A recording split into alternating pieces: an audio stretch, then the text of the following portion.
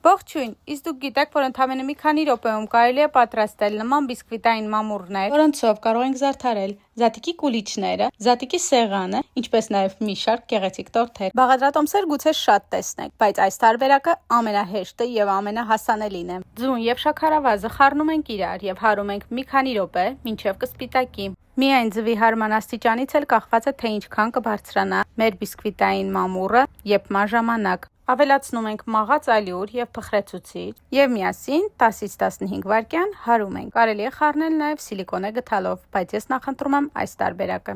Արդեն կարելի է ավելացնել գունանյութը։ Ես ընտրում եմ Top Decor-ի ջրալույծ տարբերակը։ Կարելի է օգտագործել յուրաքանչյուր տեսակի գունանյութ։ Եվս մի քանի վայրկյան հարում ենք, թեն կարելի է ուղարկել պատրաստման։ Պատրաստելու ենք միկրոալիքային վառարանում։ Միանգամյա օգտագործման թղթե բաժակների կամ կուլիչների համար նախատեսված թղթե կապսուլների մեջ։